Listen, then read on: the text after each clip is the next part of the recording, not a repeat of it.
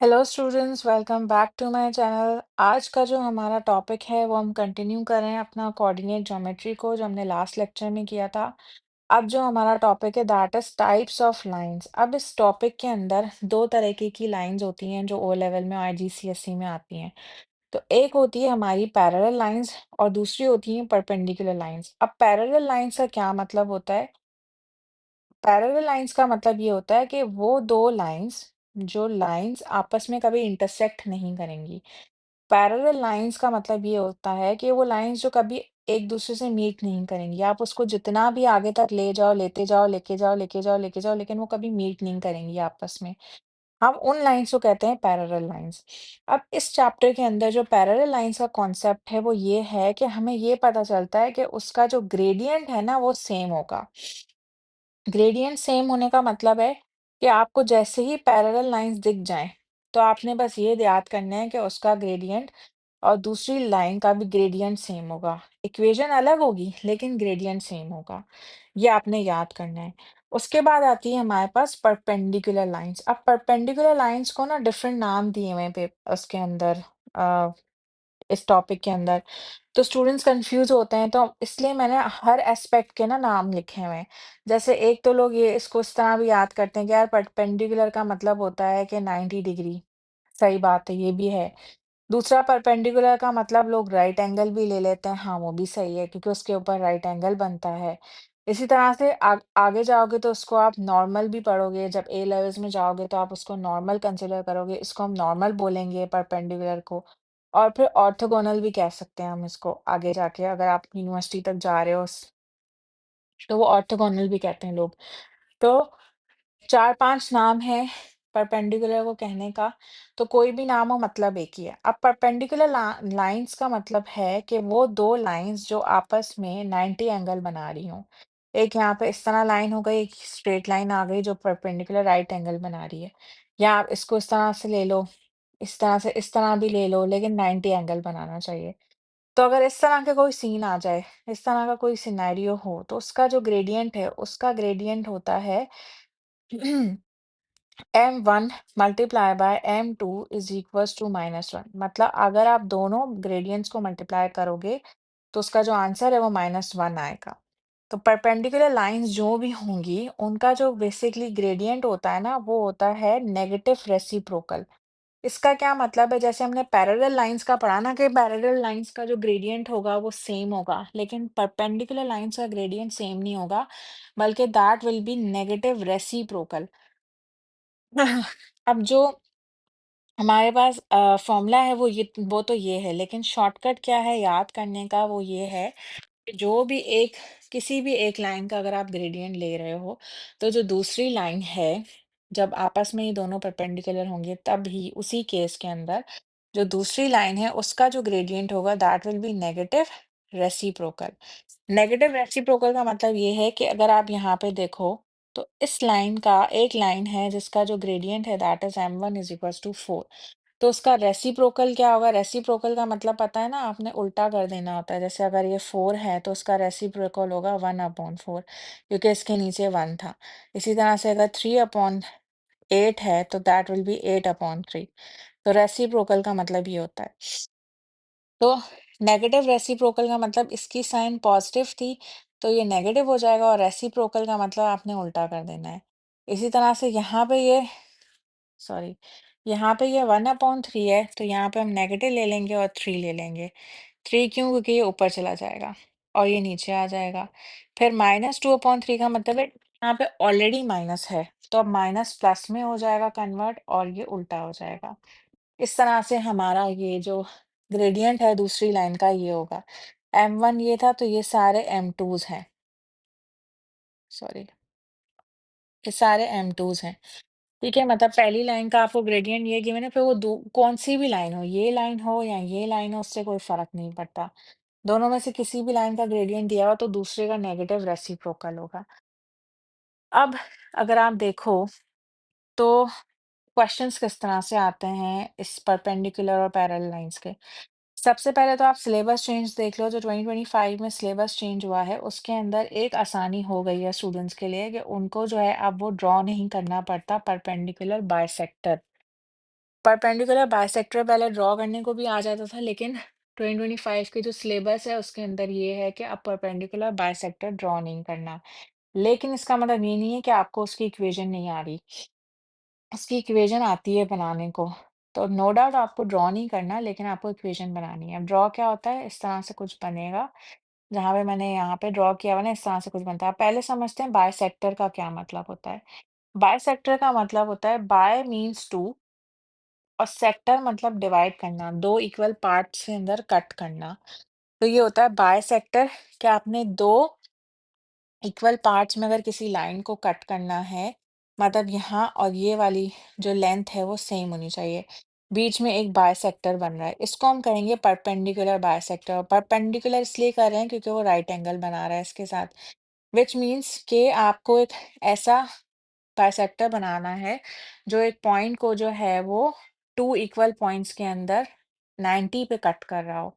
Mid point के ऊपर, मतलब हाफ कर रहे हैं, क्योंकि इक्वल पॉइंट्स चाहिए ना यहाँ पे, तो हाफ पॉइंट पे वो कट कर रहा हो। अब आपने उसकी परपेंडिकुलर बाइसेक्टर की ना इक्वेशन फाइंड करनी है। पेपर में जो क्वेश्चन आता है वो ये आता है कि आपने परपेंडिकुलर बाइसेक्टर की इक्वेशन फाइंड करनी है। पहले आपको ड्रॉ भी करना होता था, लेकिन अब आप 2025 के बाद जो सिलेबस है उसमें अब ड्रॉ नहीं करना। तो अब परपेंडिकुलर बाइसेक्टर की जो इक्वेशन है, उसके फाइंड करने के कुछ स्टेप्स हैं। पहले तो हम मिड पॉइंट फाइंड करेंगे, क्योंकि हमें मिड पॉइंट के ऊपर ही बाइसेक्टर को कट करना होता है। फिर हमने ग्रेडियंट फाइंड करना है लाइन ए बी का भी, मतलब ये जो लाइन होगी इस लाइन का भी हमने ग्रेडियंट फाइंड करना है, और जो दूसरी लाइन होगी परपेंडिकुलर लाइन, ये वाली लाइन, उसका भी हमें जो है ना ग्रेडियंट फाइंड करना है, और फिर हमें उसको अप्लाई करना है इक्वेशन ऑफ लाइन में। देखते हैं कैसे हो रहा है। अब आपने क्वेश्चन देखा, जैसे कि अब यहाँ पे क्वेश्चन है कि find the equation of perpendicular bisector of point A and B. अब 2 पॉइंट्स आपको गिवन होंगे और आपको परपेंडिकुलर बाइसेक्टर फाइंड करना है, उसकी इक्वेशन फाइंड करनी है। तो उसके लिए पहला पॉइंट क्या है कि आपने ना मिड पॉइंट फाइंड करना है। पहला स्टेप था मिड पॉइंट। मिड पॉइंट का फॉर्मूला क्या था? दोनों एक्सिस को, यानी 1+5, उसको हाफ कर देना है, फिर दोनों y को ऐड करके हाफ कर देना है।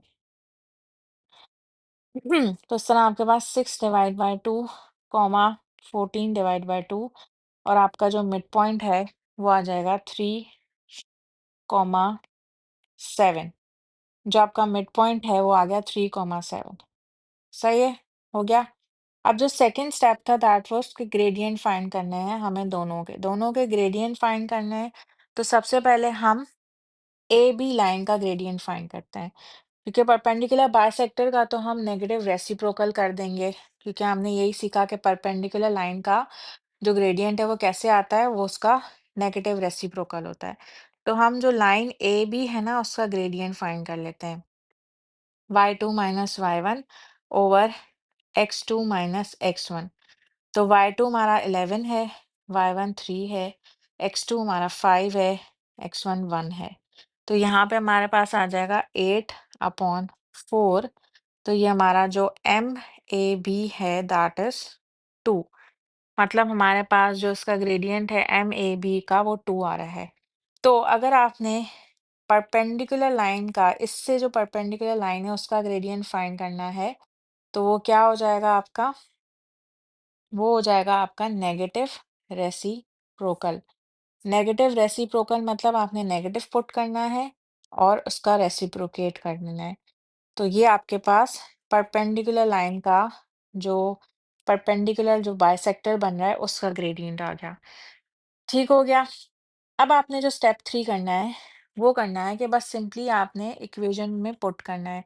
अब यहाँ पे आप कौन-सी इक्वेशन लोगे? y is equals to mx plus c लोगे, या फिर आप y minus y1 is equals to mx minus x1 लोगे। तो आपको कैसे पता चला आप ये लोगे? क्यों? क्योंकि हमारे पास एक पॉइंट गिवन है, दोनों में से हम किसी भी पॉइंट को ले सकते हैं, और दूसरा हमारे पास नहीं, बल्कि पॉइंट हमने मिड पॉइंट लेना है ना, हाँ, मिड पॉइंट लेंगे, क्योंकि हमारे पास जो है वो परपेंडिकुलर बाइसेक्टर बनाना है। तो उसके लिए हमारे पास ज़रूरी है कि वो मिड पॉइंट से क्रॉस हो। तो हमें एक मिड पॉइंट लेना है, ठीक है, और दूसरा हमें ग्रेडियंट गिवन है। तो सेकंड मेथड वाली जो इक्वेशन है ना, वो हम लेंगे। तो हम लेंगे y minus y1 is equals to m x minus x1। अब सिंपली आपने वैल्यूज पुट करनी है। y माइनस y1 में हमारे पास 7 आ जाएगा। ग्रेडियंट हमारा आया था -1/2। 1/2 क्यों लिया हमने ये वाला? क्योंकि हमें परपेंडिकुलर बाइसेक्टर फाइंड करना है। हमें वो वाली स्ट्रेट लाइन नहीं फाइंड करनी है, हमें ये वाला जो बाइसेक्टर है ना, ये फाइंड करना है। ठीक है, तो ये x और x1 क्या हो जाएगा? 3।